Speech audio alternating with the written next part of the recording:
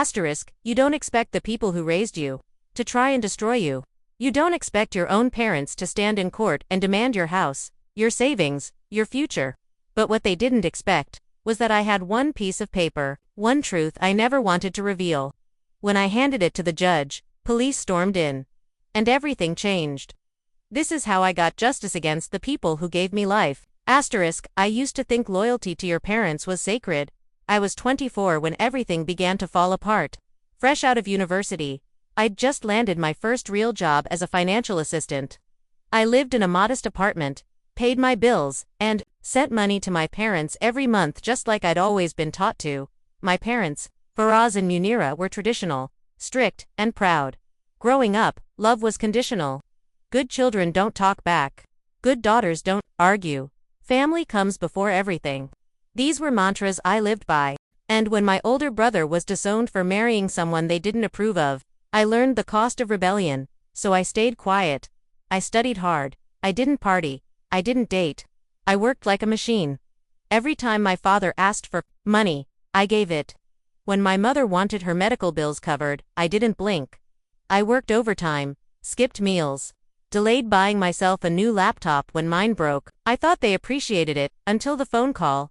I was sitting at my desk one rainy Thursday afternoon when my boss pulled me aside. "There's an issue with your accounts," he said. My heart dropped. He laid out pages bank statements I hadn't seen, transfers I never made. My savings drained, credit cards maxed, loans I didn't take out. I froze. I didn't do this. He looked at me carefully. "I believe you, but you need to find out who did. Fast." That night, I went home, in a panic. My laptop was old but functional, and I went through everything: bank apps, transaction histories, and emails. And there it was, multiple transactions to a second account, under my name, but it wasn't mine, it was my father's. He had opened a shadow account under my identity and was funneling money into it for months. Every time I sent money to help them, he took more. I confronted them at first. They denied everything. My mother even cried. "We would never do this to you," she said, voice trembling. But when I showed them the evidence, the tears dried. My father didn't even look ashamed. "You owe us," he said coldly. "After everything we sacrificed for you." Asterisk, I was shaking. "This is fraud. This is theft." Asterisk, he leaned in. "Go ahead, tell the police. Do you want your community to know you're accusing your own parents?" I didn't. I couldn't. So I stayed silent, but I closed the accounts. Moved out of my apartment. Changed banks. Asterisk and while I thought it was over, until the lawsuit came. Yes, my own parents sued me. Asterisk, they claimed I owed them everything: my job, my education, my apartment. They filed a legal petition stating that I had promised to support them for life, and now I had cut them off. They were demanding monthly compensation, claiming emotional distress. I sat in court, numb. Asterisk, I looked at the woman who gave birth to me and the man who taught me to never cry. And I saw strangers who wanted to destroy me for saying enough. The judge asked for my defense, and that is when I made a choice. I reached into my bag and pulled out the one paper I had never wanted to use. That paper had lived at the bottom of my drawer for years. It was a handwritten letter from my older brother, Rehan. The one they disowned. The one who vanished from our lives when I was 16. But before he left, he gave me something.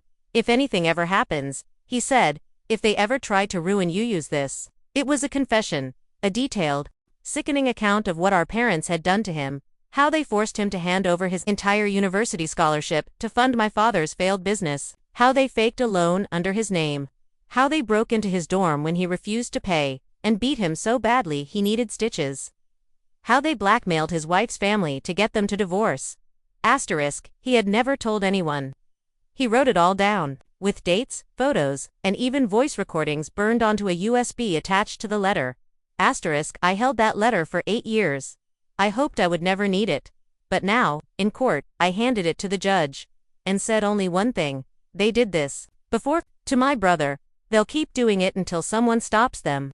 The courtroom went silent. The judge scanned the documents, listened to one of the recordings, a scratchy, angry voice, unmistakably my father's, threatening my brother with police action if he ever spoke out. Asterisk, and then he looked up. Asterisk, Your Honor, he said to the bailiff, Please call the local police unit. I am issuing a warrant for immediate investigation. My parents went pale. My mother began wailing. My father stood up, screaming about lies, about betrayal, about ungrateful children, but it was over. Police entered minutes later. Took statements. Collected evidence. They arrested my father for identity theft, financial fraud, and elder abuse yes. Against his own parents too. My mother faced charges for conspiracy and obstruction. I cried, but not because I was sad. I cried because, for the first time, I felt free. In the months that followed, the trial exposed years of financial manipulation, blackmail, and emotional cruelty my parents had inflicted not just on me but on several members of our extended family. My brother returned for the trial. We hugged for the first time in almost a decade. I'm proud of you, he said. You did what I couldn't. I don't have a happy ending, tied up in a bow. Healing doesn't happen in a moment. But I rent a small studio now. I adopted a rescue cat. I write in my journal. I go to therapy, and I breathe. The truth is, blood doesn't always mean family. Sometimes. You have to break the silence to break the cycle. So, to anyone watching this, holding on to pain, loyalty, or shame, no, you are not alone. And you don't owe anyone your destruction.